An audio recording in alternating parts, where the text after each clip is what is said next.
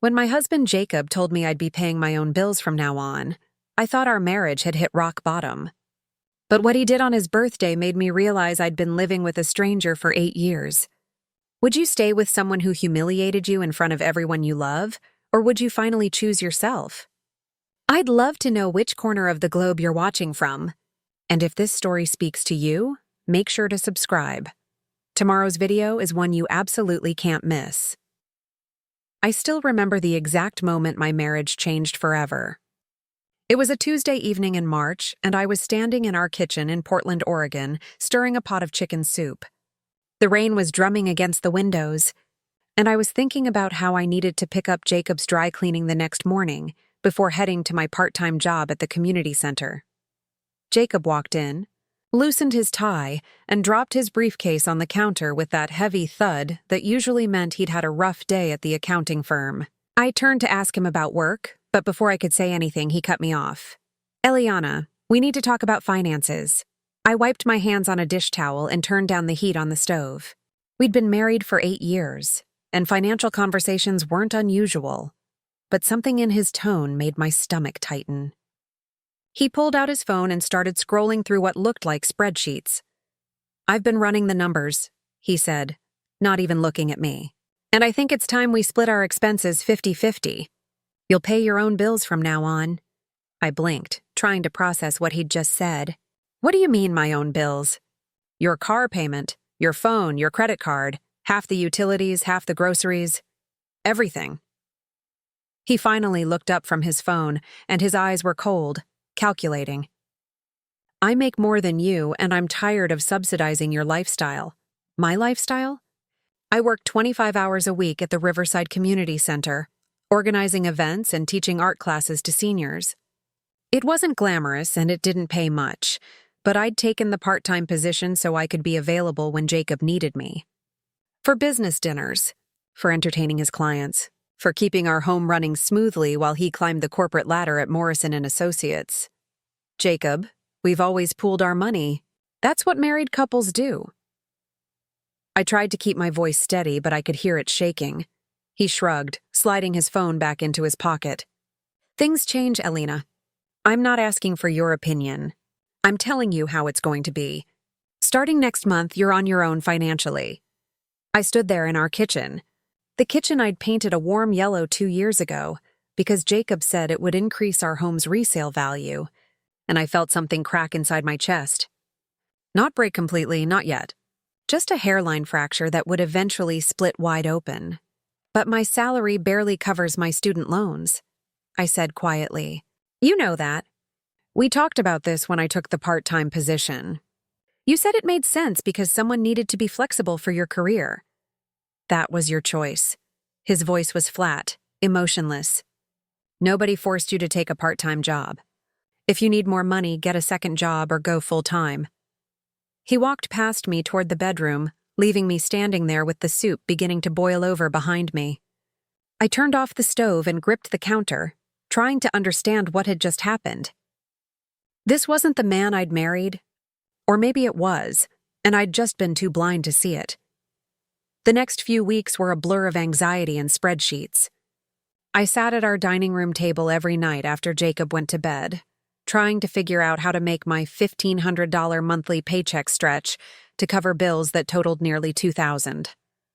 My car payment was $350. My student loans were $400. My phone bill, my portion of utilities, groceries, as the numbers didn't add up no matter how many times I rearranged them. I asked my supervisor at the community center, Margaret Patterson, if there were any full-time positions opening up. She gave me a sympathetic look that told me everything I needed to know before she even spoke. "Honey, we're barely keeping the lights on as it is. Budget cuts have been brutal." She squeezed my hand across her cluttered desk. "Is everything okay at home?" I lied and said everything was fine. I'd become good at lying by then. To Margaret, to my mother when she called from Phoenix, to my best friend Rachel Cooper when we met for coffee. "Everything's fine. Jacob's just stressed with work. We're working through some things, but things weren't fine." Jacob started keeping track of every expense with a precision that bordered on obsessive. He created a shared spreadsheet where I had to log every purchase. A coffee at Starbucks? Logged. Groceries? Better have that receipt. He even questioned when I bought a $10 birthday card for my niece. That comes out of your personal spending money, he said, not looking up from his laptop. She's 7 years old, Jacob. She's family. Your family. Your money. I started skipping lunches to save money. I stopped getting my hair cut at the salon I'd been going to for 5 years and started trimming it myself in the bathroom mirror. I returned a dress I'd bought for my cousin's wedding and wore something old from the back of my closet instead. I watched my life shrink and shrink until it felt like I was living in a box barely big enough to breathe in. But the worst part wasn't the money. It was the way Jacob looked at me now, like I was a burden he'd finally decided to shed. We stopped having conversations that weren't about bills or schedules. He stayed late at the office most nights. When he was home, he was on his phone or laptop, building walls between us made of spreadsheets and cold silence. I started wondering if there was someone else. The late nights, the emotional distance, the sudden obsession with separating our finances, it all pointed in one direction. I thought about checking his phone, but some part of me didn't want to know. Knowing would mean making a decision, and I wasn't ready for that yet. Then came his birthday. April 23rd. I'd been dreading it for weeks because I knew I couldn't afford the kind of gift Jacob had come to expect. In previous years, I'd gotten him expensive watches, designer wallets, tickets to sold-out concerts. This year, I had maybe $50 to spare after covering my bills. I bought him a nice bottle of whiskey and a card. And I planned to make his favorite dinner, grilled ribeye steak with roasted potatoes and asparagus. It wasn't much, but it was what I could manage. 2 days before his birthday, Jacob came home with an announcement. I'm having a birthday dinner on Saturday, he said, scrolling through his phone as usual. I've invited some people from work and a few friends. We're doing it at Riverside Grill. Riverside Grill was one of the nicest restaurants in Portland, the kind of place where entrees started at $40. My heart sank. How many people? I asked. About 12. He finally looked at me, and there was something in his expression I couldn't quite read. Anticipation? Excitement? You're coming, obviously. Wear something nice. I wanted to ask who was paying for this dinner, but I was afraid of the answer. Instead, I went to my closet and stared at my limited options, trying to figure out which outfit would hide how much weight I'd lost from skipping meals. Saturday arrived faster than I wanted it to. I put on a navy blue dress that used to fit perfectly, but now hung a little loose around my waist. I did my makeup carefully, trying to cover the dark circles under my eyes that had become permanent residents over the past few weeks. Jacob was in an unusually good mood. He hummed while he got ready, even complimented my dress. For a moment, I let myself hope that maybe this dinner would be a turning point. Maybe he'd realized how badly he'd been treating me. Maybe this was his way of making amends. We arrived at Riverside Grill right at 7. The restaurant was beautiful, all warm lighting and exposed brick, with floor-to-ceiling windows overlooking the Willamette River. A private room in the back had been reserved for Jacob's party. His co-workers were already there. Derek Murphy and his wife Jennifer, Christine Walsh from the accounting department, Marcus Chen who'd just made junior partner.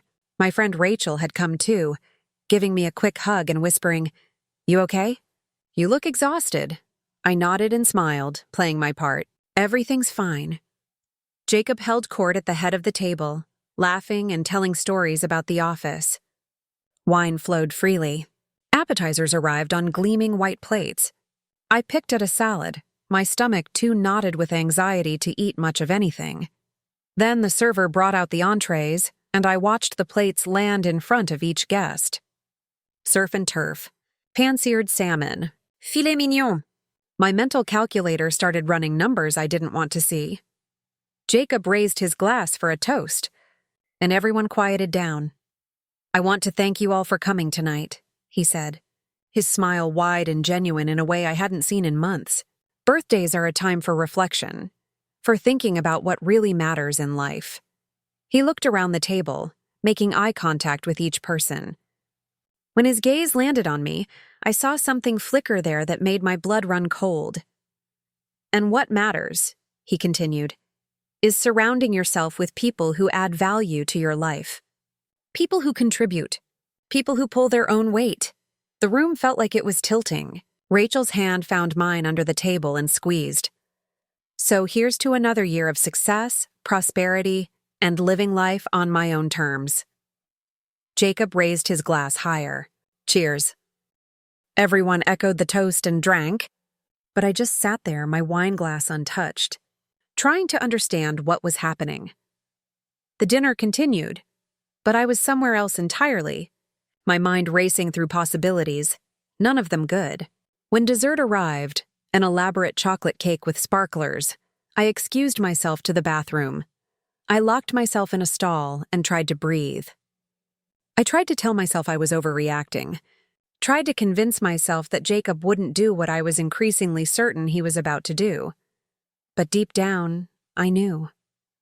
The separate finances, the cold treatment, the emphasis on pulling your own weight in front of all these people. He was building a narrative, and I was about to discover exactly how it ended. I walked back to that private room with my head held high, even though my hands were shaking. I slid back into my seat next to Rachel, who gave me a worried look. The server approached Jacob and handed him something. A leather folder, the check. Jacob opened it, glanced at the total, and then smiled that same cold smile I'd been seeing for weeks. He picked up the folder and passed it down the table, to me. "Since you've been so insistent on paying your own way," he said, his voice carrying to every corner of that quiet room, "I figured you'd want to take care of tonight's bill." Happy birthday to me. A lot of love and effort went into bringing this story to life. If you're enjoying it, we'd be so grateful if you'd subscribe to our channel. Now back to where we left off. The folder landed in front of me like a bomb. I opened it with trembling fingers and saw the number at the bottom, $1,247, plus tip. The silence in that private room was deafening. 12 pairs of eyes turned to look at me, and I could feel the weight of their shock, their pity, their secondhand embarrassment pressing down on my shoulders like a physical thing. My hands wouldn't stop shaking as I stared at that number.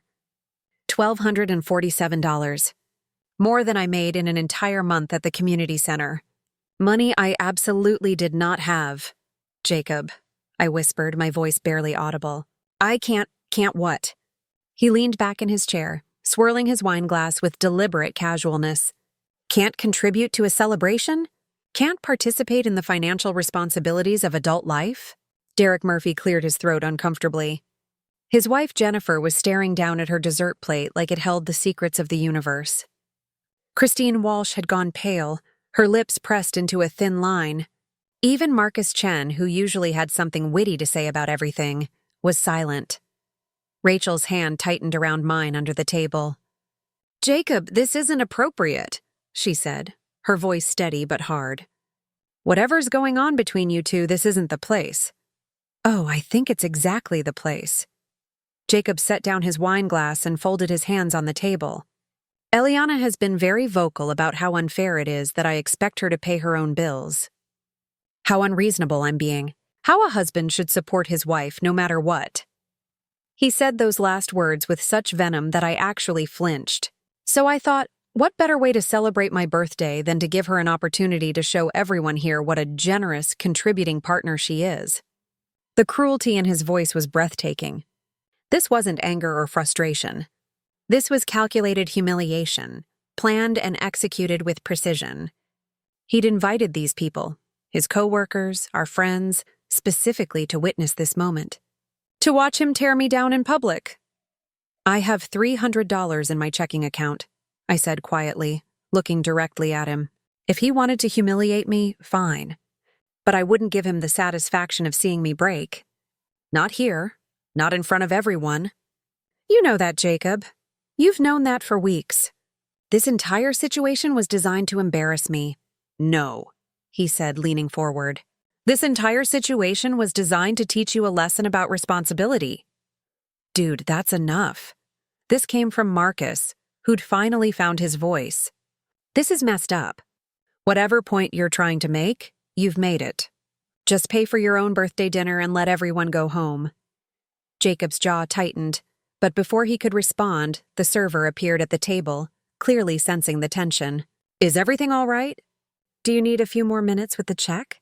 I made a decision at that moment.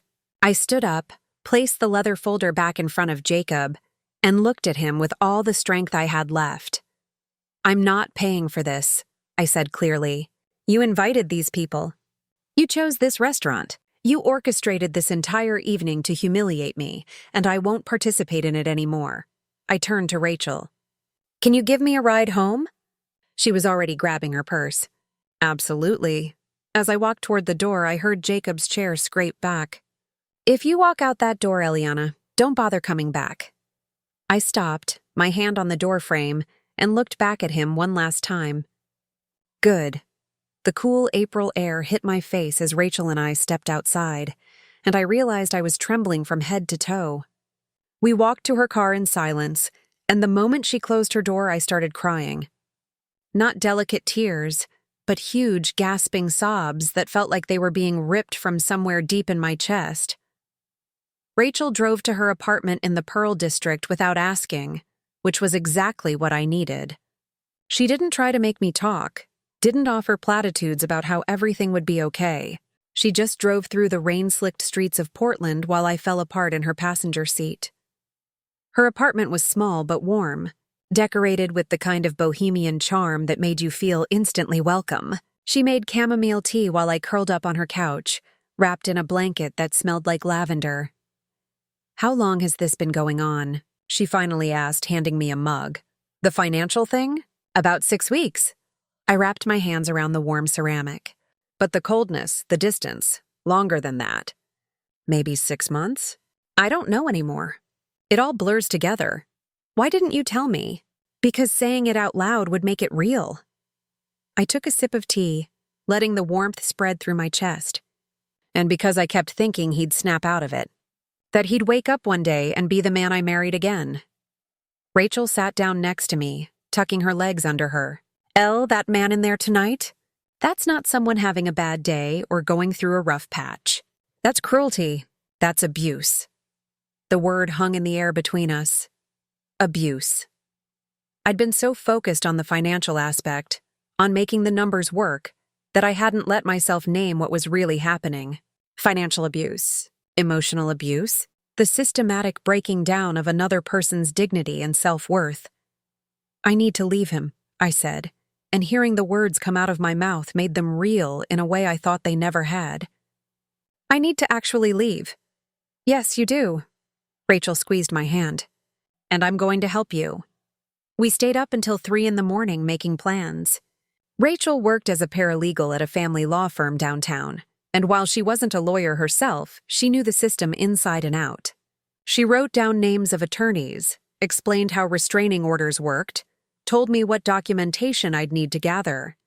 "Do you have access to bank statements?" she asked. "Joint accounts, yes. But Jacob opened a separate account about 2 months ago. He said it was for his business expenses." Rachel's expression darkened. "He's been planning this. The separate account, the sudden demand that you pay your own bills, tonight's public humiliation. He's building a case for divorce that makes him look like the victim. Like you're some kind of financial leech." The realization hit me like ice water. He's going to file for divorce. Almost certainly. And he's going to try to make it look like you contributed nothing to the marriage, so he doesn't have to give you anything in the settlement. I thought about the 8 years I'd spent making Jacob's life easier. The business dinners I'd hosted, spending hours cooking elaborate meals for his clients. The times I'd canceled plans with friends because he needed me to attend some corporate function. The part-time job I'd taken specifically so I'd have flexibility for his career. The house I'd maintained, the errands I'd run, the emotional labor I'd performed without question or complaint. None of it would show up on a bank statement. "I need to get my documents," I said. "Birth certificate, social security card, passport, they're all in the house." "We'll go tomorrow while he's at work," Rachel said. "I'll go with you. Pack whatever you need. Clothes, personal items, anything that's important to you. You can stay here as long as you need to." Sleep didn't come easily that night. I lay on Rachel's guest bed, staring at the ceiling and replaying every moment of my marriage, looking for the signs I'd missed. When did Jacob change? Or had he always been this person, and I'd just been too infatuated to see it? I thought about the early days, when we'd met at a mutual friend's barbecue in Forest Park. Jacob had been charming, attentive, ambitious in a way that seemed exciting rather than threatening. He'd taken me to nice restaurants, surprised me with weekend trips to the coast, told me I was beautiful and smart and everything he'd ever wanted. When had those compliments stopped? When had conversations turned into monologues about his work, his goals, his needs? When had I become invisible except when he needed something from me? The next morning, Rachel called in sick to work and we drove to the house in her Honda Civic. My hands were shaking again as I unlocked the front door. Part of me expected Jacob to be there, waiting, even though I knew he'd be at the office. The house felt different now. Colder. Like a place I'd visited once but never really lived in. I moved through the rooms quickly, efficiently, grabbing the important things. Documents from the filing cabinet in the home office. Clothes from my closet, the jewelry box my grandmother had given me before she died. Photo albums from before I'd met Jacob when I was still fully myself. In the bedroom, I found a notebook tucked into Jacob's nightstand drawer. I shouldn't have looked, but I did. It was a journal, dated entries going back 4 months. I flipped through it, my stomach churning as I read Jacob's neat handwriting detailing his exit strategy, plans to separate finances, ways to document my financial irresponsibility, notes about consultation calls with divorce attorneys, and there, in an entry from 3 weeks ago, birthday dinner at Riverside Grill, invite witnesses. Let her embarrass herself in front of everyone. Document everything. He'd planned it all. Every cruel moment of last night had been premeditated, calculated, designed to break me. I took photos of every page with my phone, then carefully replaced the notebook exactly as I'd found it. Evidence. Rachel had taught me that word last night. Everything was evidence now. We loaded my things into Rachel's car and drove away from the house I'd lived in for 6 years. I didn't look back. Back at Rachel's apartment, I finally let myself check my phone. 17 missed calls from Jacob. 12 text messages that ranged from angry to pleading to threatening. The last one, sent at 9:47 a.m., read, "You're making the biggest mistake of your life. Come home and we can talk about this like adults." I blocked his number. That afternoon, Rachel took me to meet with her boss, attorney Linda Morrison. Linda was in her 50s with sharp gray eyes and the kind of presence that made you sit up straighter in your chair. She listened to my story without interrupting, occasionally making notes on a yellow legal pad. "The good news," she said when I finished, "is that Oregon is a no-fault divorce state and a community property state. Whatever assets were acquired during the marriage are split 50-50, regardless of whose name is on the account. Even his separate account? If he opened it during the marriage with marital funds, yes." Linda tapped her pen against her notepad.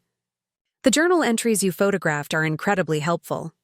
They demonstrate premeditation and financial abuse, which a judge will take very seriously. The public humiliation at the restaurant, especially with witnesses, is also significant." "What about the house?" I asked. "Depends. Is it in both names?" "Yes. Then it's marital property. You're entitled to half its value." She leaned forward. "Eliana, I want you to understand something. Your husband has been systematically trying to make you feel worthless and dependent while simultaneously claiming you're a burden. That's a classic abuser tactic. But you're not worthless and you're not a burden. You're a person who contributed to a marriage in ways that go far beyond a paycheck." For the first time in weeks, I felt something other than anxiety and shame. I felt angry. Not the hot, explosive kind of anger, but the cold, clarifying kind that burns away all the self-doubt and leaves only determination. "I want to fight this," I said. "I want him to face consequences for what he did." Linda smiled. It wasn't a kind smile. It was the smile of a lawyer who'd just taken on a case she intended to win. "Good. Let's get started." Linda Morrison moved fast. Within 48 hours of our initial meeting, she'd filed for legal separation and obtained a temporary restraining order preventing Jacob from disposing of any marital assets. She also filed a motion for temporary spousal support, arguing that Jacob had deliberately sabotaged my financial stability. "Your husband is going to be very angry," Linda warned me over the phone. "Men like him don't respond well to losing control." She was right. Jacob hired Richard Caldwell, one of Portland's most aggressive divorce attorneys, known for burying opponents in paperwork and dragging cases out for years. Within a week, I was served with a counter-petition claiming that I had abandoned the marriage and committed financial infidelity by hiding expenses and misrepresenting my employment status. Financial infidelity. The audacity of it made me laugh, a sharp, bitter sound that startled Rachel's cat. "He's projecting," Rachel said, reading through the documents at her kitchen table. "Classic narcissist move. Accuse you of exactly what he's doing." Linda requested full financial discovery, which meant Jacob had to turn over every bank statement, credit card record, and investment account from the past 5 years. What we found buried in those documents was worse than I'd imagined, the separate account he'd opened 2 months ago. It had been systematically funded with transfers from our joint account, $47,000 over the course of 8 weeks. Money that should have been marital property, quietly siphoned away while he was lecturing me about fiscal responsibility. But that wasn't all. Linda's forensic accountant, a meticulous woman named Patricia Huang, discovered something else. For the past 18 months, Jacob had been making monthly payments of $2,000 to an apartment complex in the Pearl District. Not our mortgage, a second residence. "He has another apartment," Patricia explained during a conference call, her voice neutral and professional. "Unit 418 at the Paramount Building. Lease is in his name only, started in October 2 years ago." My stomach dropped. "He's been living there?" "Not full-time, based on utility usage, but regularly enough to justify the expense." Patricia's tone softened slightly. "Mrs. Brown, there are also charges to restaurants, hotels, jewelry stores. Significant amounts, none of which align with known business expenses or occasions involving you." Another woman. Of course there was another woman. The late nights at the office, the emotional distance, the sudden cruelty. It all made sense now. He hadn't just been planning to leave me. He'd been building an entirely separate life while systematically destroying mine. "Can we prove it?" I asked Linda. "We're working on it. I've hired a private investigator named Tom Brennan. He's discreet and very thorough." Linda paused. "Eliana, I need you to prepare yourself. What we find might be painful. It can't be more painful than not knowing." Tom Brennan looked nothing like I'd expected. He was in his mid-60s, with kind eyes and a grandfather's demeanor. He met with me and Linda at her office on a rainy Thursday afternoon, spreading photographs across the conference table like playing cards. Subject Jacob Brown. "Photographed over the past 2 weeks," Tom said, pointing to each image in sequence. "Monday evening, entering the Paramount Building. Wednesday afternoon, same location. Friday night, exiting with a female companion." I picked up the Friday photo. Jacob was holding the door for a woman in her late 20s, blonde, wearing expensive workout clothes and carrying a yoga mat. She was laughing at something he'd said, her hand resting on his arm in a gesture of casual intimacy. "Her name is Brittany Chambers," Tom continued. 27 years old, works as a marketing coordinator at Morrison & Associates, same firm as your husband. They've been seen together regularly for approximately 14 months. 14 months! Over a year. While I was skipping meals to make ends meet on the budget he'd imposed, Jacob was supporting an entire second life with a woman who was practically a decade younger than me. "There's more," Tom said, pulling out another set of photos. "Ms. Chambers drives a 2024 Mercedes C-Class. Registration shows it was purchased 8 months ago. The down payment, $35,000, came from an account in your husband's name." Linda was watching me carefully. "Are you okay?" I nodded, though I wasn't sure it was true. I felt numb, like I was watching all of this happen to someone else. "What else?" Tom showed me credit card statements highlighting charges at expensive restaurants I'd never been to. Weekend trips to wine country I'd never taken. Jewelry purchases I'd never received. Jacob had been spending thousands of dollars a month on Brittany while demanding I account for every coffee I bought. The good news, Linda said, is that all of this is marital property being dissipated for an extramarital affair. In Oregon, the court takes a very dim view of one spouse depleting marital assets to fund a relationship with a third party. This significantly strengthens our position. Over the next few weeks, my days fell into a strange new rhythm. In the mornings, I worked at the community center, throwing myself into organizing a spring art show for the seniors. The normalcy of it, helping Mrs. Kowalski frame her watercolors, listening to Mr. Chen's stories about his grandchildren, kept me grounded when everything else felt like it was spinning out of control. Afternoons, I met with Linda or Patricia or Tom, reviewing documents and building our case. Evenings, I stayed at Rachel's apartment, slowly rebuilding the parts of myself I'd lost somewhere along the way. I started eating regular meals again. My body began to remember what it felt like to not be in constant survival mode. The dark circles under my eyes faded. I could sleep through the night without jolting awake in a panic about bills I couldn't pay. Margaret at the community center noticed the change. "You seem different," she said one afternoon, finding me in the art supply closet. "Lighter somehow." "I'm getting divorced," I told her. It was the first time I'd said it out loud to anyone outside my inner circle. Her eyebrows shot up. "Oh, honey." "I'm sorry. Don't be." I pulled down a box of acrylic paints for the evening class. "It's the best decision I've made in years." She studied me for a moment, then nodded slowly. "You know we have a full-time coordinator position opening up in June. Benefits, salary bump to $42,000. Are you interested?" $42,000. It wasn't a fortune, but it was enough to live on. Enough to be independent. "Absolutely. It's yours if you want it. Consider this the informal offer." Margaret smiled. "You've been carrying this place on your back for 3 years. About time we made it official." Things were looking up professionally, but the legal battle was intensifying. Jacob's attorney filed motion after motion, requesting the case be dismissed, claiming I'd stolen marital property, demanding I pay his legal fees. Linda swatted each one down with the efficiency of someone who'd seen every trick in the book. Then came the depositions. I sat in a sterile conference room at Linda's firm, with a court reporter and video camera recording every word, while Richard Caldwell spent 6 hours trying to paint me as a lazy, manipulative gold digger who'd trapped his client into marriage. "Isn't it true, Mrs. Brown, that you deliberately took a part-time position to avoid contributing fully to household expenses?" "No. I took a part-time position at my husband's request so I'd have flexibility to support his career." "Support how?" "Hosting dinners for his clients, attending company events, managing the household so he could work late without worrying about domestic responsibilities." "Did you keep records of these alleged contributions?" "No, I didn't realize I'd need to document being a wife. Linda had prepped me well." "Stay calm. Answer only what's asked.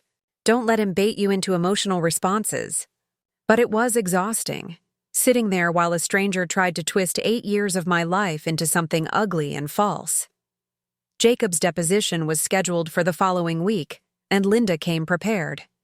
She'd spent days crafting questions designed to trap him in his own lies, and I was allowed to watch via video feed from another conference room. He looked different. Tired, maybe, or stressed. His suit was as expensive as always, but there was something diminished about him. Or maybe I was just seeing him clearly for the first time. "Mr. Brown, you testified that your wife contributed nothing financially to the marriage, correct?" "That's correct." "And yet, according to these tax returns from 2021 through 2024, she was employed and earning income." "That's a financial contribution, isn't it?" Jacob shifted in his seat. "Minimal contribution. Barely enough to cover her personal expenses." "I see. And these personal expenses, did they include the groceries she purchased for both of you? The utilities for the house you both lived in? She should have been covering all of those things with her income. But she wasn't, was she? Because her income wasn't sufficient. And you knew that when you demanded she pay her own bills, didn't you? She could have gotten a better job." Linda pulled out a document. According to this email chain from March 2023, your wife asked you if she should apply for a full-time position at another organization. Your response, and I quote, "No, I need you available for client dinners. Your flexibility is more valuable than whatever extra money you'd make." Do you remember writing that? Jacob's jaw tightened. I don't recall. We have the email. Would you like me to show it to you? The deposition went downhill from there.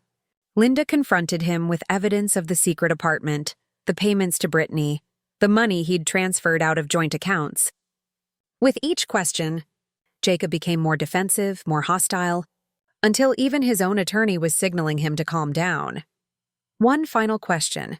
Mr. Brown, on April 23rd of this year, you invited 12 people to dinner at Riverside Grill for your birthday celebration. Is that correct? Yes. And at the end of that dinner, you handed the $1,200 bill to your wife and demanded she pay it, knowing she had approximately $300 in her checking account. Is that accurate? I thought she should contribute to, yes or no, Mr. Brown. Did you hand her a bill you knew she couldn't afford to pay in front of a dozen witnesses? Silence stretched out for nearly 30 seconds. Finally, yes. And what was your intention in doing that? I wanted her to understand.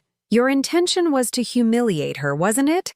To punish her publicly for daring to question your financial control? Objection, Richard Caldwell interjected. Argumentative. Withdrawn. Linda gathered her notes. No further questions. I watched Jacob storm out of the deposition room on the video feed, and I felt nothing. No anger, no satisfaction, no lingering hurt. Just a profound sense of being done with him. That evening, Rachel opened a bottle of wine to celebrate what she called Jacob getting destroyed by facts and logic. We sat on her balcony, watching the sun set over Portland's skyline, and I realized something fundamental had shifted inside me. I wasn't just surviving anymore. I was actually starting to imagine what my life might look like on the other side of this nightmare. A life where I didn't have to justify every purchase or apologize for taking up space. A life that was mine. To new beginnings, Rachel said, raising her glass. I clinked mine against hers. To finally leave. But Jacob wasn't finished yet. Not by a long shot. 3 days after Jacob's disastrous deposition, I got a call from Margaret at the community center. Her voice was strained, apologetic in a way that made my stomach clench. Eliana, I need you to come to my office. Now, if possible. I knew before I even walked through the door. The way Margaret couldn't quite meet my eyes, the HR director sitting stiffly in the corner with a folder in her lap, it all added up to one inevitable conclusion. We received a complaint, Margaret said carefully, sliding a document across her desk, from a community member. It alleges that you've been using center resources for personal matters and displaying erratic behavior that's concerning to clients. I scanned the letter. It was anonymous, typed, professional. It described incidents that had never happened. Me using the office printer for hundreds of pages of personal documents. Me breaking down crying in front of elderly clients. Me making inappropriate comments about my personal life during art classes. All lies. All completely fabricated. And all just plausible enough that the center had to investigate. Margaret, none of this is true. You know me. You've worked with me for 3 years. I know. She rubbed her temples. But the board is requiring we put you on administrative leave pending an investigation. It's policy when allegations of misconduct are filed. This is my husband. The words came out flat, certain. My ex-husband. He's retaliating because the divorce isn't going his way. The HR director leaned forward. Do you have proof of that? The timing. The anonymous complaint filed right after his deposition went badly. I looked at Margaret desperately. You said you were offering me the full-time position. This is him trying to destroy that opportunity. Margaret's expression was painful. I believe you, Elle, I do. But I can't override the board on this. We have to follow protocol. I left the community center that afternoon with 2 weeks of paid administrative leave and the sick certainty that Jacob was just getting started. I called Linda from my car, my hands shaking so badly I could barely hold the phone. He's going after my job. He's trying to make me unemployable. Forward everything. Linda said immediately. The complaint, the email putting you on leave, all of it.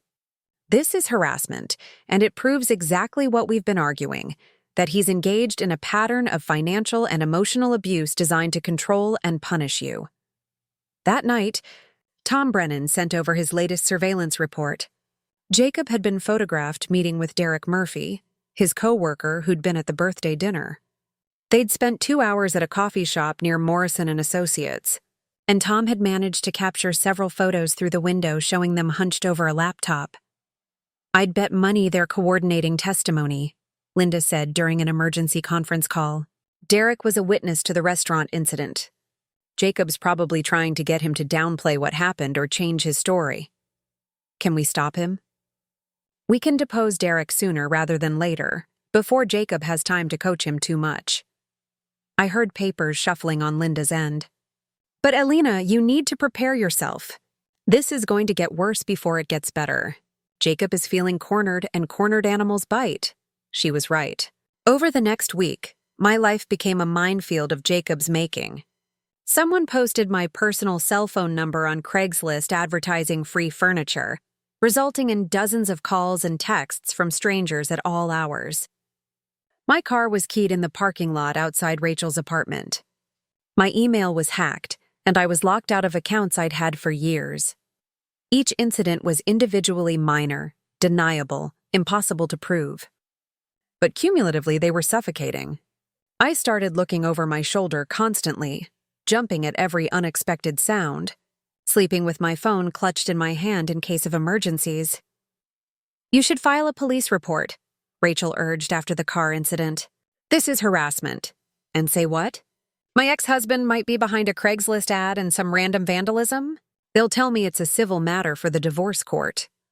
I stared at the deep scratch along my car's passenger side. He's too smart to leave evidence, but Jacob made a mistake. He always did when his ego got involved. Tom Brennan discovered it during a routine surveillance shift. Jacob met with someone at a park in Northeast Portland, a wiry man in his 30s wearing a leather jacket and carrying a manila envelope. Tom captured photos of the exchange, including a clear shot of Jacob handing the man a stack of cash. I ran facial recognition through my databases, Tom explained, pulling up a file on his laptop. The man's name is Kyle Fitzgerald. He has a record, mostly minor stuff, some identity theft, cybercrime charges that were eventually dropped. He's known in certain circles as someone who can make digital problems for people. The email hack, I said immediately, almost certainly. And probably the Craigslist ad too. Tom zoomed in on one of the photos. This meeting happened 2 days before your email was compromised. The timeline fits. Linda was thrilled. This is exactly what we needed. Proof that Jacob is engaging in harassment and hiring third parties to do it. I'm filing an emergency motion for a protective order first thing tomorrow.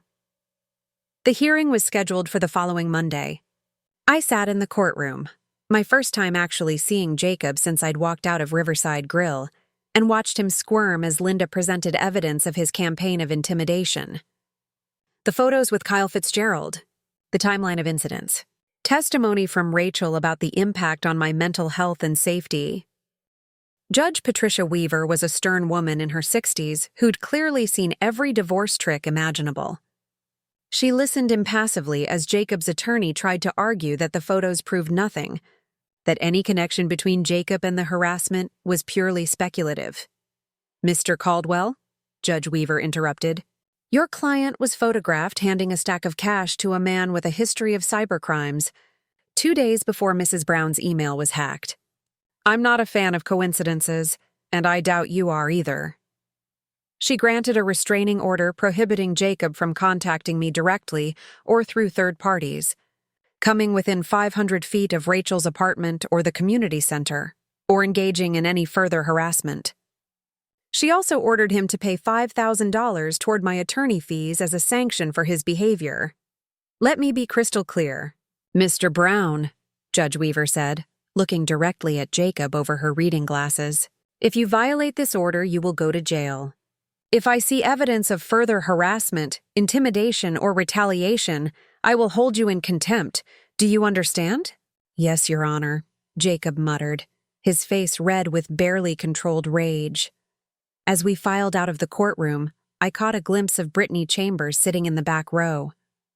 She looked young and scared, probably just beginning to realize what kind of man she'd gotten involved with. For a moment, I almost felt sorry for her. The restraining order brought an immediate, blessed silence. No more late-night calls from wrong numbers. No more mysterious incidents. Just peace, fragile and tentative, but real. The community center completed their investigation within a week. Margaret called me personally to deliver the news. We found no evidence supporting any of the allegations in the complaint, she said, relief evident in her voice. You're cleared to return to work immediately, and the full-time position is still yours if you want it. I want it, I said without hesitation. Good, because Mrs. Chen was asking when her favorite art teacher was coming back. Margaret paused. For what it's worth, Elle, I'm sorry you had to go through that. Some men can't handle losing control. I returned to the community center the following Monday to a welcome-back party organized by the seniors. Mrs. Kowalski had baked cookies. Mr. Rodriguez brought flowers from his garden. They'd hung a banner that read, "We missed you," in rainbow letters that were slightly crooked but absolutely perfect. Standing there surrounded by people who genuinely cared about me, I realized something profound. Jacob had spent weeks trying to destroy my life, my reputation, my sense of self-worth. But he'd failed. I was still standing, still working, still building a future that didn't include him. The divorce mediation was scheduled for mid-June. Linda had been clear about her strategy. Push for an equitable distribution of all marital assets, including compensation for the money Jacob had dissipated on Brittany and the secret apartment. She also wanted spousal support for at least 2 years while I rebuilt my career and financial stability. He's going to fight it, she warned. Men like Jacob don't accept responsibility willingly. But before we could get to mediation, Patricia Huang made another discovery. She'd been digging through Jacob's financial records when she found something buried in his corporate expense reports from Morrison & Associates. He's been falsifying expenses, Patricia explained during a conference call, her voice tight with professional outrage, claiming personal charges as business expenses. The dinner at Riverside Grill? He submitted it to his company for reimbursement, claiming it was a client entertainment event. But there were no clients there, I said. Exactly. It's a fraud. And there are at least a dozen other instances over the past 2 years. Meals with Brittany reported as business dinners. The apartment he's been claiming as a home office. Even some of the jewelry he bought her marked down as corporate gifts. Patricia's keyboard clicked in the background. We're talking about over $60,000 in fraudulent reimbursements. Linda was quiet for a long moment. Patricia, how confident are you in these findings? Completely confident. I can document every false claim. Then we have a decision to make, Linda said. We can use this as leverage in the divorce settlement, or we can report it to his employer and potentially trigger a criminal investigation. What happens if we report it? I asked. Jacob would likely be fired and could face criminal charges for fraud. It would destroy his career, possibly result in jail time, and definitely impact his ability to pay spousal support since he'd be unemployed. And if we use it as leverage? We go into mediation with the nuclear option in our pocket. We tell him and his attorney that we have evidence of corporate fraud, and that if he doesn't agree to a fair settlement, we'll turn it over to Morrison & Associates and the authorities.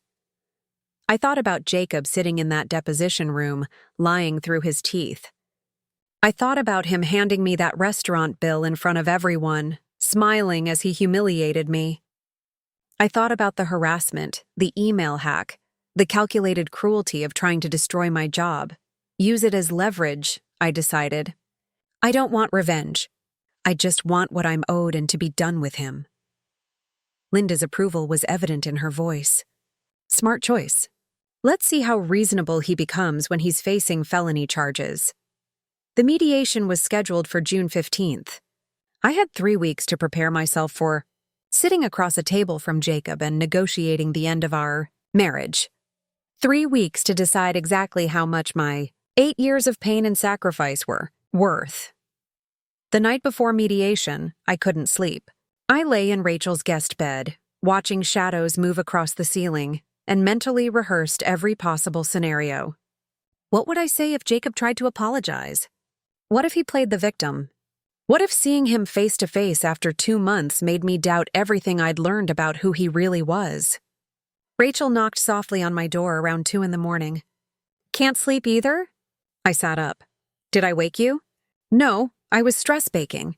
She came in carrying 2 mugs of hot chocolate. "Made enough snickerdoodles to feed a small army. Want to talk through it?" We sat cross-legged on the bed like we were teenagers again, and I told her everything I was feeling. The fear, the anger, the strange, complicated grief for a marriage that had probably never been what I thought it was. "You know what scares me most?" I wrapped my hands around the warm mug. "That I'll see him tomorrow and still feel something. Not love, but that old habit of trying to fix things, of making myself smaller so he can be comfortable." "You won't," Rachel said firmly. "You're not that person anymore."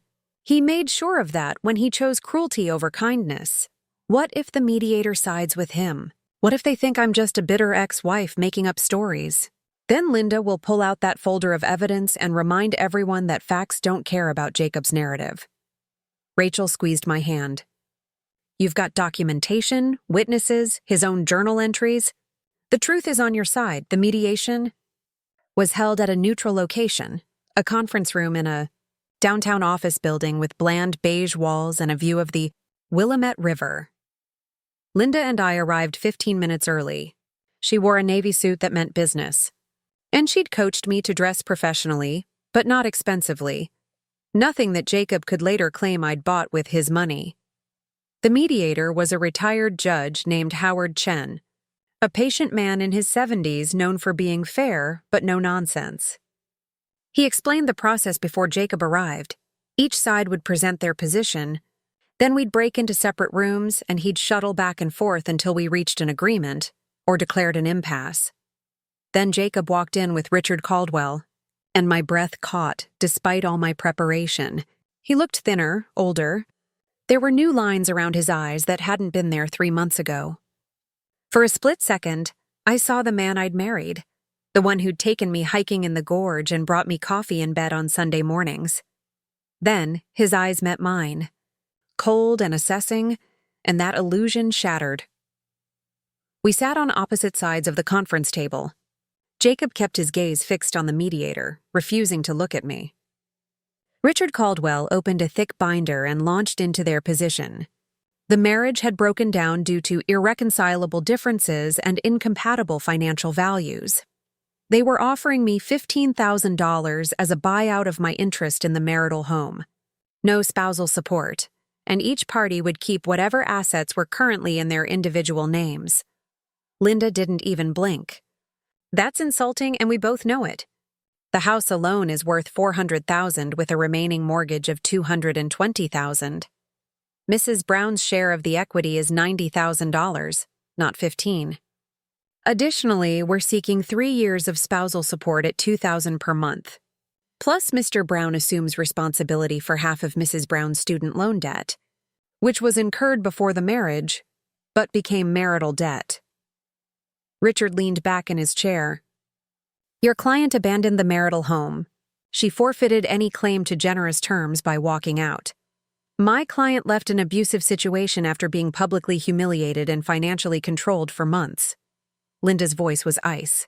"We have extensive documentation of Mr. Brown's financial abuse, including his own journal entries planning the birthday dinner incident." Jacob's jaw tightened, but he still didn't look at me. Howard Chen raised a hand. "Let's take a step back. Mr. Brown, why don't you tell me, in your own words, what you believe led to the breakdown of this marriage?" Jacob cleared his throat. When he spoke, his voice had that smooth, reasonable quality he used when he wanted to sound like the rational one. "I think we grew apart. Our goals became incompatible. I was building a career, trying to secure our financial future, while Eliana seemed content with part-time work and minimal contribution to our household expenses. When I asked her to be more financially responsible, she took it as a personal attack. The rewriting of history was breathtaking. Linda started to interrupt, but I touched her arm. "Can I respond to that?" I asked Howard. He nodded. Please. I looked directly at Jacob for the first time. You asked me to take that part-time job. March 2023. You said my flexibility was more valuable than whatever extra money I'd make because you needed me available for client dinners. I have the email. You wanted me to host parties, attend corporate events, manage the house so you could work late. I did all of that. And then, when it was convenient for your narrative, you decided that contribution didn't count. Jacob's face flushed red. But Richard put a hand on his arm before he could speak. Furthermore, I continued, feeling 8 years of silence breaking open, you didn't ask me to be more financially responsible.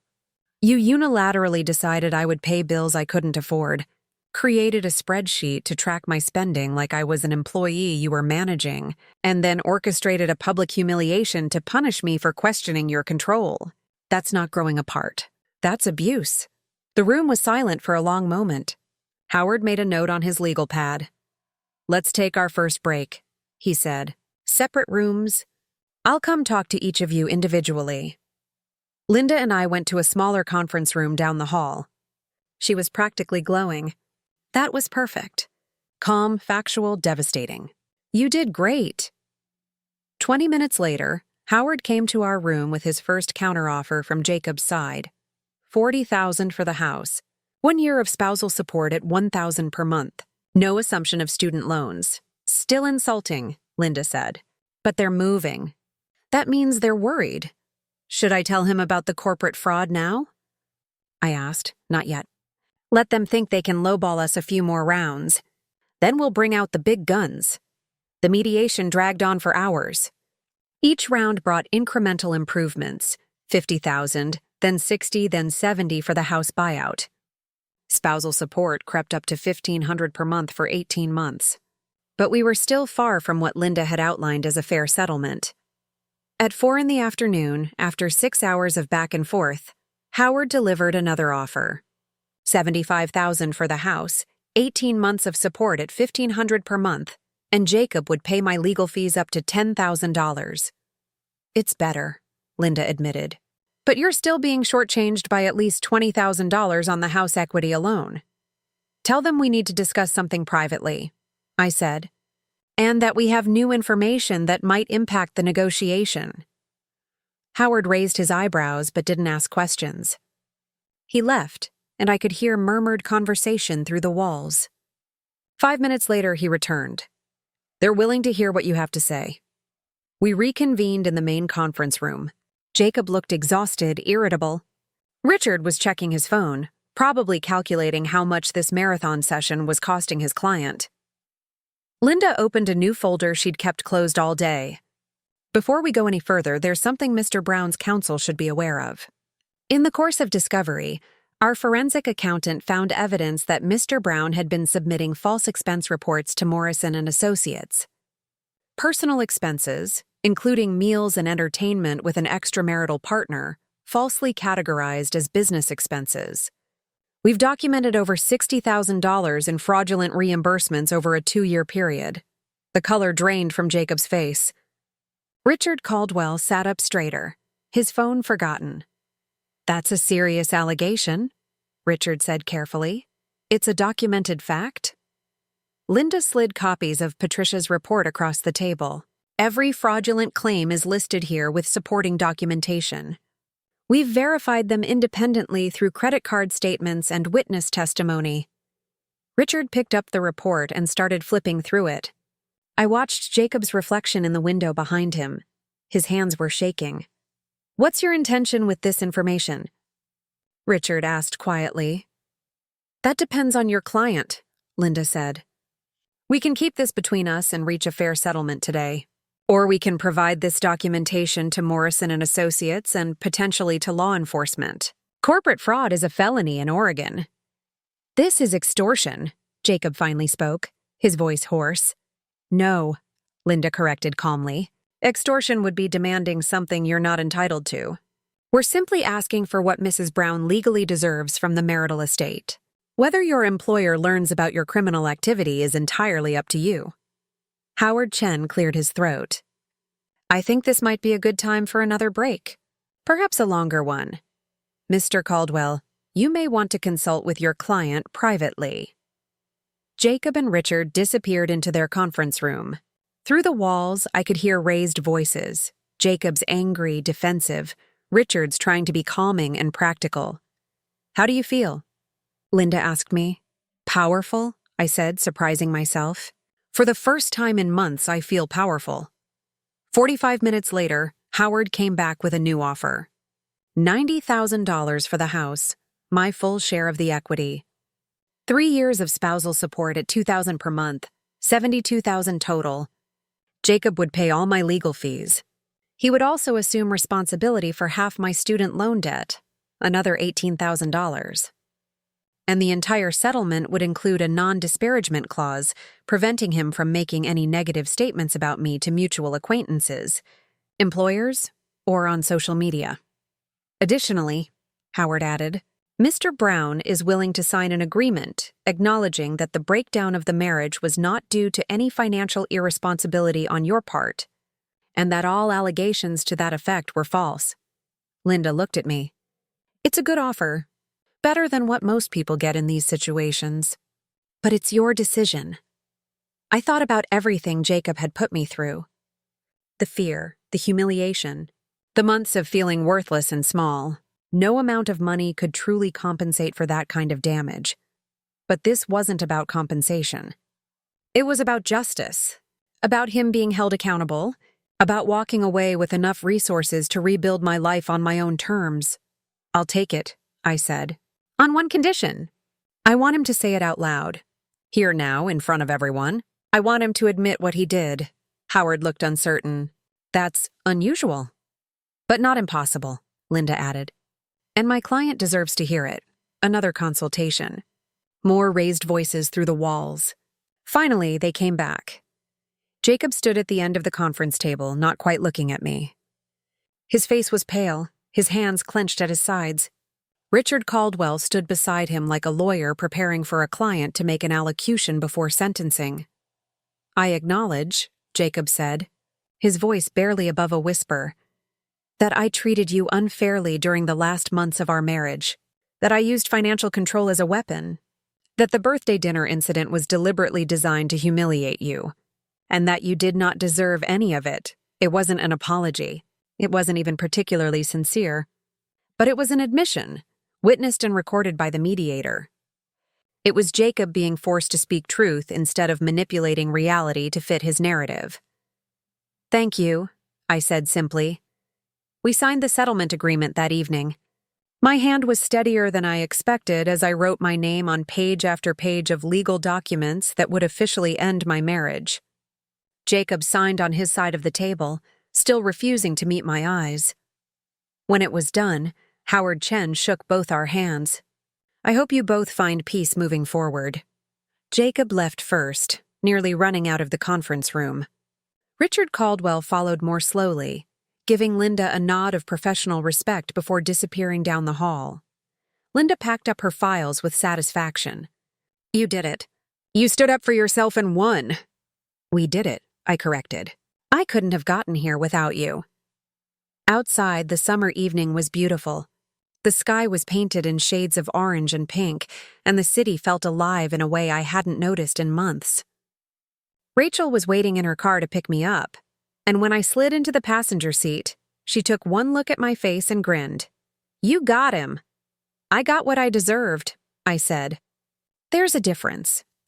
We drove back to her apartment, and I felt something I hadn't experienced in over a year. Genuine, uncomplicated hope. The settlement money would let me get my own place. The spousal support would give me breathing room while I established myself in the full-time position at the community center. The acknowledgement, grudging and forced as it was, gave me closure. But there was still one more chapter to this story. One more thing that needed to happen before I could truly move forward. 3 weeks after the mediation, I signed a lease on a one-bedroom apartment in Southeast Portland. It was small, barely 700 square feet, but it had huge windows that let in morning light, hardwood floors that creaked in a comforting way, and most importantly, it was mine. Every decision, every piece of furniture, every paint color would be chosen by me, for me, Rachel helped me move in on a Saturday in July. We hauled boxes up 2 flights of stairs while a playlist of empowerment anthems blared from my phone. Margaret brought a housewarming gift, a beautiful succulent in a ceramic pot with a card that read, "New growth for new beginnings." Even Mrs. Kowalski from the community center stopped by with homemade pierogi and unsolicited advice about the importance of good curtains. "Privacy is freedom, dear," she said, eyeing my bare windows with concern, especially when you're starting fresh. By evening, the apartment was chaotic, boxes everywhere, furniture arranged and rearranged 3 times. But it felt alive in a way the house I'd shared with Jacob never had. That place had always been his taste, his rules, his suffocating presence in every room. This apartment was a blank canvas, and I was finally ready to paint it. The divorce was finalized in August, a surprisingly anticlimactic event. Linda and I appeared via video conference for the final hearing. Judge Weaver reviewed the settlement agreement, asked if I understood the terms and agreed to them voluntarily, and when I said yes, she signed the decree. "You're now officially divorced," Linda said afterward, closing her laptop. "How does it feel?" "Like I can breathe," I answered honestly. The first check from Jacob arrived a week later, the house buyout, $90,000 that appeared in my bank account like a small miracle. I stared at the number on my phone app for a long time, remembering all those nights I'd stayed up trying to make $1,500 to cover $2,000 in bills. I paid off my student loans completely, set aside money for a modest emergency fund, bought myself a new laptop to replace the 8-year-old one that barely functioned, and then I did something purely for joy. I enrolled in a watercolor painting class at the Portland Art Institute, something I'd wanted to do for years but had always dismissed as impractical or too expensive. Work at the community center was thriving. The full-time position came with benefits I'd almost forgotten existed: health insurance, paid vacation, a retirement contribution. My salary wasn't lavish, but combined with the spousal support, it was enough to live comfortably and even save a little each month. I threw myself into organizing programs. A community garden project that had Mrs. Chen and Mr. Rodriguez arguing cheerfully about tomato varieties. A monthly art show featuring work from our senior artists. A partnership with the local library for a book club that Mrs. Kowalski dominated with her passionate opinions about mystery novels.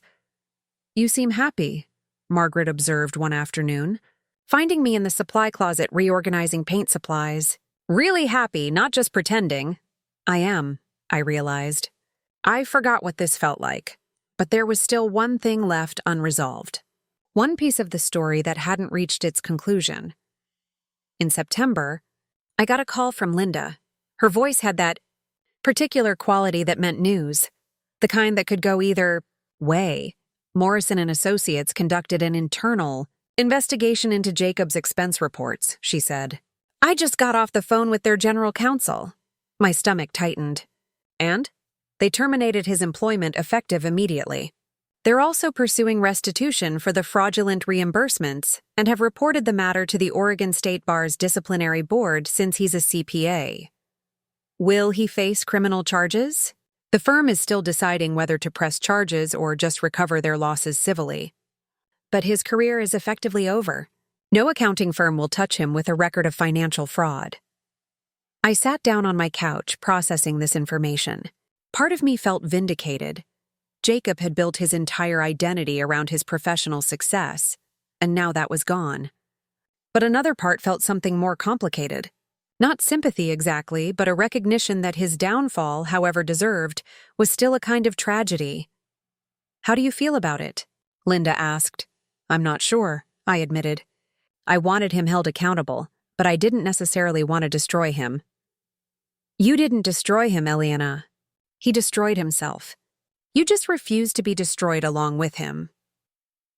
2 weeks later, I ran into Derek Murphy at a coffee shop downtown. He was in line behind me, and for a moment, we both pretended not to see each other. Then he cleared his throat. "Eliana." "Hi?" "Hi, Derek." I ordered my latte and stepped aside to wait, but he followed me. "I wanted to apologize," he said quietly, For that night at the restaurant. I should have said something. Should have stood up for you. But I was a coward. I studied his face. He looked genuinely uncomfortable, genuinely sorry. You could have. But you weren't the one who handed me that bill. Jacob made his choices. Still, I've thought about it a lot. About how easily I let him treat you that way because it was awkward to intervene. He shook his head. Jennifer and I are in therapy now, actually. Working on communication and standing up for what's right even when it's uncomfortable. That night kind of woke us both up. I'm glad something good came from it, I said, meaning it. For what it's worth, most of us at the firm knew what Jacob was doing. With Brittany, with the expenses, we just didn't want to rock the boat. Derek's coffee was called, but he didn't move to get it. He's always been good at making people complicit in his behavior. Making us feel like we'd be the bad guy for calling it out. That's exactly what he did to me for 8 years, I said. Made me feel like I was the problem for noticing his cruelty. Yeah, well, nobody thinks you were the problem anymore. If that matters, it did matter more than I expected. The barista called my name, and I grabbed my latte. Derek got his coffee, and we walked out together into the September sunshine. Take care, Alina, he said. You too. October brought an unexpected invitation. Christine Walsh, Jacob's former colleague from Morrison & Associates, reached out via email. She was starting a women's networking group focused on financial literacy and empowerment, and she wanted me to speak at their first meeting about my experience. You don't have to share details, she wrote. But I think a lot of women need to hear that financial abuse is real, that it's not their fault, and that there's a way out. I almost declined. The thought of standing in front of strangers and talking about the worst period of my life made my stomach churn. But then I thought about all those nights I'd spent alone, feeling like I was the only person in the world dealing with this kind of situation. Thinking I was crazy for feeling controlled and manipulated. I accepted the invitation. The meeting was held at a community space in Northwest Portland. About 30 women showed up, ranging in age from early 20s to late 60s. I told my story, not all of it, but enough. The financial control, the public humiliation, the systematic breaking down of my independence and self-worth. The hardest part, I said, standing at the front of the room with my hands only shaking a little, was recognizing that someone who claimed to love me was actually trying to destroy me. Because we're taught that abuse looks a certain way: physical violence, screaming, obvious cruelty. But financial abuse is quieter. It's spreadsheets and tracking apps and being made to feel guilty for spending money on necessities. After I finished, a woman in her 40s raised her hand. How did you find the courage to leave? I don't think it was courage exactly, I said honestly. It was more like reaching a point where staying became more terrifying than leaving. When he handed me that restaurant bill, something just broke. Or maybe it finally snapped into place. I realized that no amount of making myself smaller would ever be enough for him. Another woman, younger, maybe mid-20s. Do you regret the years you spent with him? I thought about that question. I regret the pain. I regret not seeing the red flags sooner. But I don't regret the person I became because of it. I'm stronger now. I know my worth in a way I didn't before. Sometimes you have to go through the darkness to appreciate the light. After the meeting, several women approached me to share their own stories. A woman who'd just left her husband after he'd secretly drained their savings. Another whose boyfriend monitored every purchase she made. A recent divorcee who was still fighting for spousal support after 20 years of marriage. Thank you for speaking up, one woman said, tears in her eyes. I thought I was going crazy. My husband keeps telling me I'm bad with money, but I managed fine before I met him. Trust your instincts, I told her. If something feels wrong, it probably is. Driving home that night, I felt something shift inside me. The story that had felt like a wound for so long was becoming something else. A testament to survival. Maybe even a map for others trying to find their way out of similar darkness. November arrived with the first real cold snap of the season. I was in my apartment painting a watercolor of Mount Hood at sunset when my phone rang. Unknown number, Oregon area code. Hello? Elena? It's Brittany. Brittany Chambers. I set down my paintbrush carefully. How did you get my number? From the settlement papers. I know I shouldn't call. I needed to talk to you. Her voice was shaking. I'm so sorry. For everything. I didn't know he was married at first. And then when I found out, he told me you guys were separated. That you were the one being difficult about the divorce. Brittany, you don't need to apologize to me. He lied to both of us, but I should have known. There were signs. The way he talked about you, always making you sound unreasonable or demanding. I thought it was just normal divorce bitterness, but now I realize he was doing the same thing to me that he did to you. The tracking, the controlling, the making me feel like I'm never good enough. Have you left him? I asked gently. Last week. When Morrison fired him, he completely spiraled. Started blaming me for everything, saying I'd ruined his life by being too obvious about the relationship. That's when I saw who he really was. She laughed bitterly. I guess I should thank you for the restraining order. It gave me a template for getting my own. We talked for another 20 minutes. I told her about the divorce support group Christine had started and gave her Linda's contact information in case she needed legal help. Before we hung up, she said something that stuck with me. You could have hated me. I was sleeping with your husband. But you're being kind instead. Why? Because hating you wouldn't change anything, I said. And because I understand what it's like to be manipulated by someone who's very good at lying. We're not enemies, Brittany. We're both just people who had the misfortune of trusting the wrong man. December came with snow, rare for Portland, and the city transformed into something magical and unfamiliar. I spent Christmas with Rachel and her family, and for the first time in years, I wasn't performing the role of perfect wife at some corporate holiday party. I could just be myself, laughing at Rachel's dad's terrible jokes and helping her mom in the kitchen. On New Year's Eve, I stood on my apartment balcony watching fireworks bloom over the city skyline. My phone buzzed with messages. Rachel, Margaret, even Mrs. Kowalski sending a surprisingly tech-savvy gif of champagne bottles. I thought about where I'd been a year ago. Trapped in a marriage that was slowly suffocating me, convinced that the problem was my own inadequacy rather than Jacob's cruelty. I'd been so small then, folded into a shape that fit someone else's requirements. Now I was unfolding, expanding into the full space of my own life. It wasn't perfect. I still had moments of doubt, still woke up sometimes from dreams where Jacob was yelling at me about spreadsheets and expenses. But those moments were becoming less frequent, less powerful. My phone rang at 11:58 p.m. Linda Morrison, "Happy almost New Year," she said, sounding cheerful and possibly slightly drunk. Just wanted to tell you that Jacob's bar investigation concluded. He's being formally reprimanded and suspended from practicing as a CPA for 3 years. That's it? No permanent revocation? He agreed to a settlement, repay all the fraudulent expenses, complete ethics training, probation. The bar usually goes easier on first-time offenders who cooperate. Linda paused. But here's the interesting part. Morrison and Associates isn't pursuing criminal charges. They're satisfied with restitution, so he gets away with it. Not exactly. His reputation is destroyed.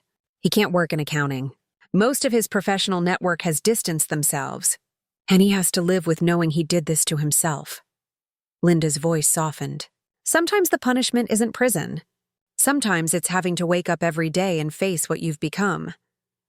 At midnight, fireworks exploded across the sky in brilliant cascades of light. I made a wish, not for revenge or vindication, but for continued growth, for the courage to keep unfolding into whoever I was meant to be. January brought a surprise. The Portland Arts Council announced a community grant program for local art educators. Margaret encouraged me to apply with a proposal for an intergenerational art mentorship program that would pair seniors from our center with at-risk youth. You're a natural teacher, she said. And this is exactly the kind of innovative programming that gets funded. I worked on the application for 2 weeks, pouring everything I'd learned about art, community, and healing into a 20-page proposal. When I hit submit, I felt that same flutter of hope I'd felt signing my apartment lease. the sense that I was building something real and lasting. In February, I got the call. The grant was approved, $50,000 over 2 years to launch the program. "Congratulations," the program director said.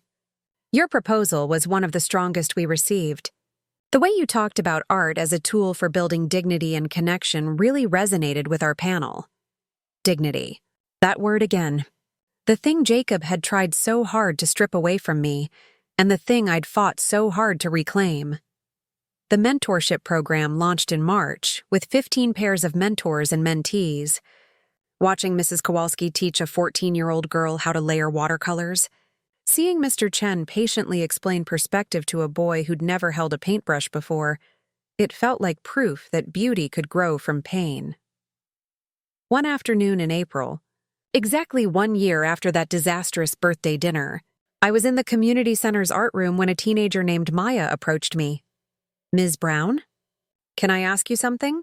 "Of course."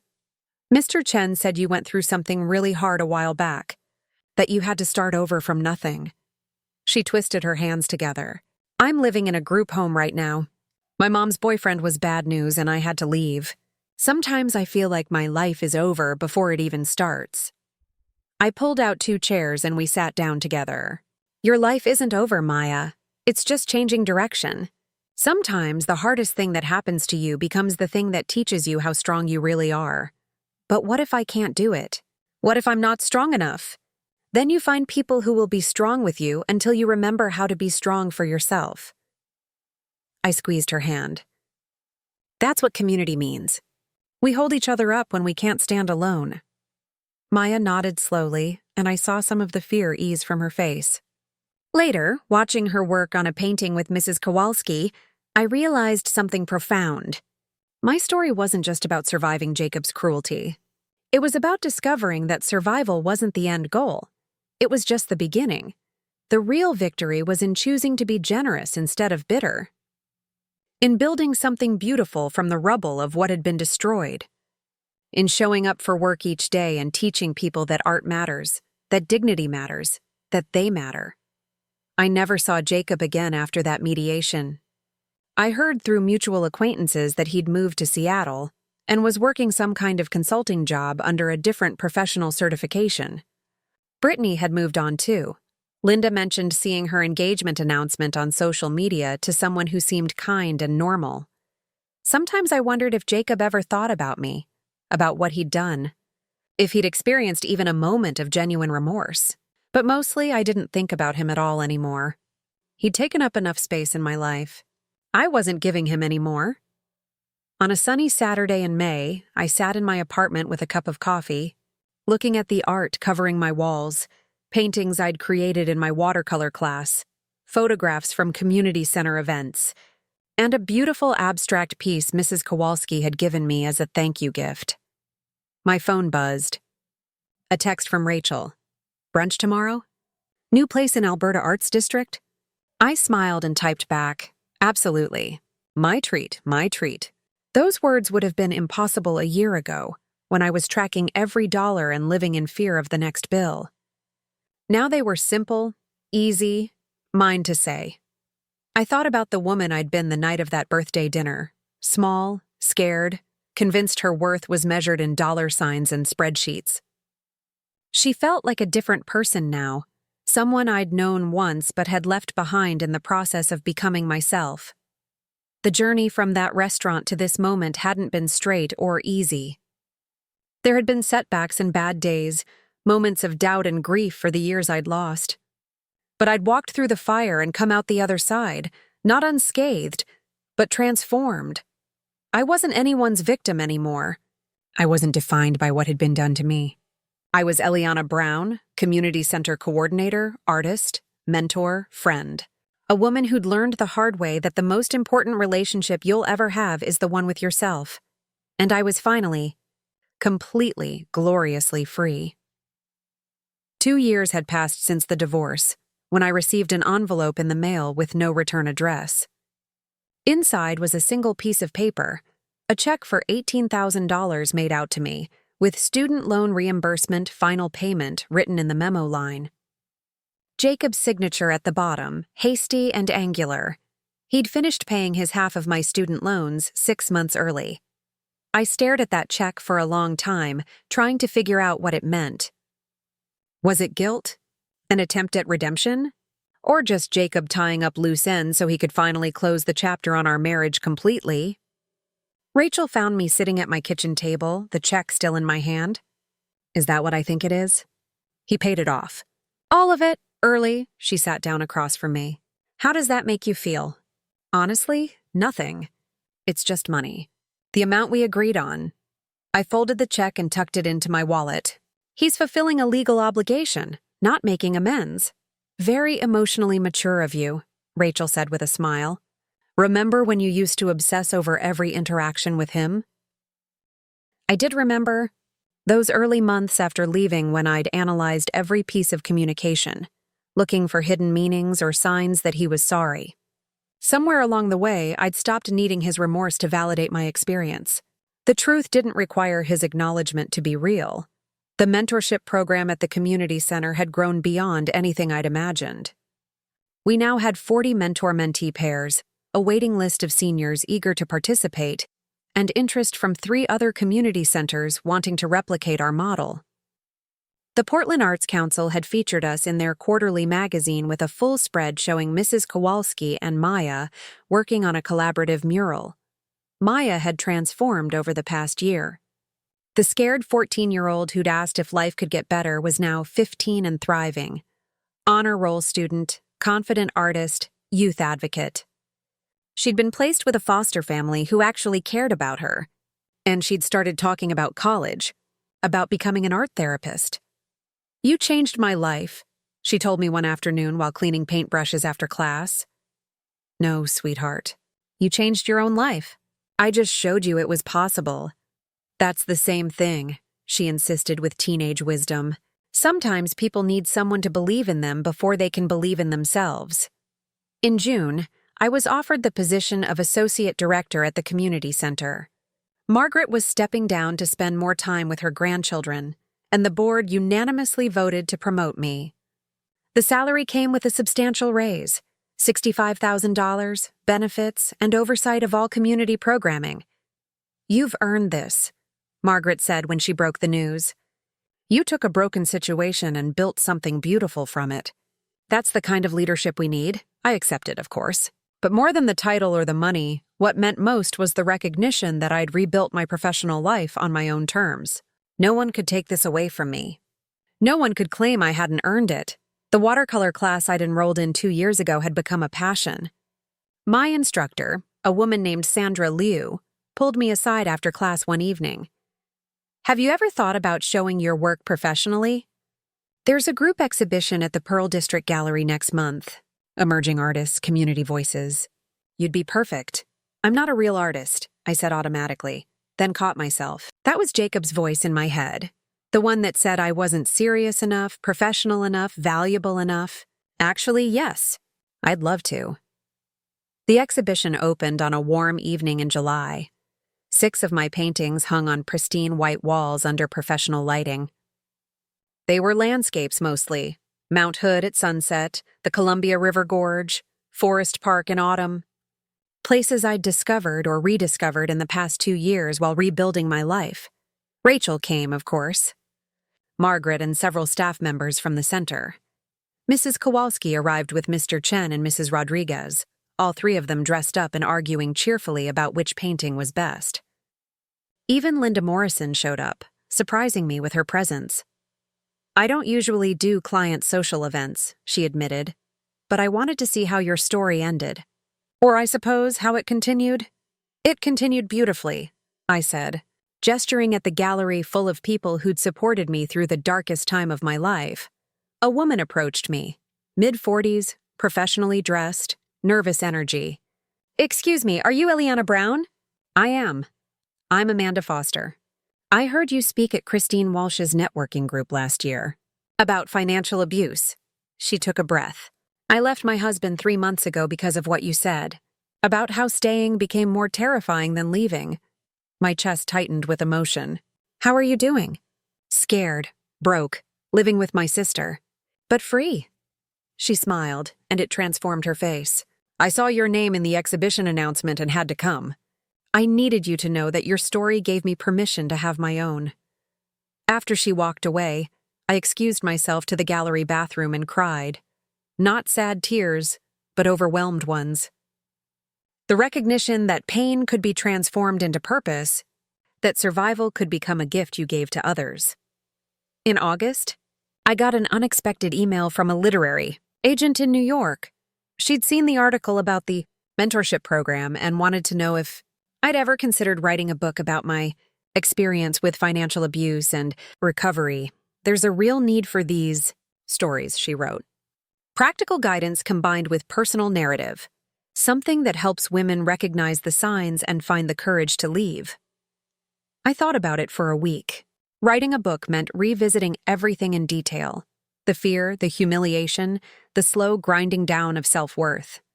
But it also meant potentially helping thousands of women who were living through similar situations right now. I called Linda for advice. Will writing this book help you or hurt you? She asked practically. That's the only question that matters. I think it will help me close the door completely, I said. And maybe open a few doors for other people. Then you have your answer. I started writing in September. Early mornings before work, weekend afternoons at coffee shops, late nights when memories surfaced and demanded to be processed. It was harder than I expected, not because the memories were painful, but because I had to be honest about my own complicity, my own reluctance to see what was happening. By November, I had a rough draft. 50,000 words telling the story from those first warning signs through the divorce and beyond. My agent loved it, made some suggestions for restructuring, and by January we were shopping it to publishers. 3 houses made offers.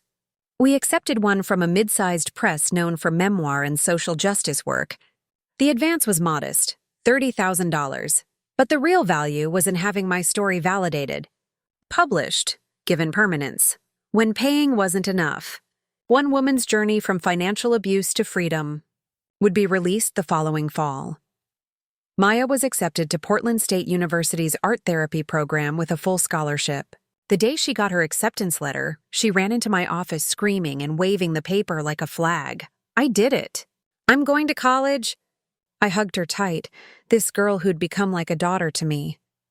You absolutely did. I'm so proud of you. Will you write me a recommendation for the scholarship? They want letters from mentors and community leaders. It would be my honor. That evening, writing Maya's recommendation letter, I reflected on how much had changed. 3 years ago, I'd been convinced I had nothing valuable to offer anyone. Now I was someone young people looked up to, someone whose opinion mattered, whose support could change lives. In March, I sold my 1-bedroom apartment and bought a small house in the Woodstock neighborhood. 2 bedrooms, a yard with space for a garden, a sunroom perfect for painting. The mortgage was manageable on my salary, and for the first time in my life, I owned property in my name only. Standing in my empty living room on moving day, I thought about the house I'd shared with Jacob. How it had never really felt like mine, even though my name was on the deed. This house, modest and imperfect and wholly mine, felt more like home before I'd even unpacked a single box. The book launched in October with a small event at Powell's Books. I was terrified no one would come, that I'd sit at a signing table with stacks of unsold books and crushing embarrassment. Instead, the event room was packed, standing room only, with people spilling into the aisles.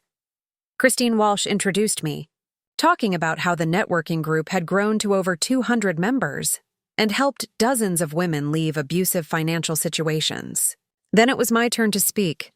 I talked about the birthday dinner, about the moment I realized that no amount of making myself smaller would ever be enough, about the hard work of rebuilding and the surprising joy of discovering who you are when you're not performing for someone else's approval. During the Q&A, a woman in the back raised her hand. Do you ever worry about your ex-husband's reaction to the book? That he'll retaliate? I changed enough details to protect privacy, but no, I don't worry about his reaction anymore, I said honestly. He doesn't have power over me now.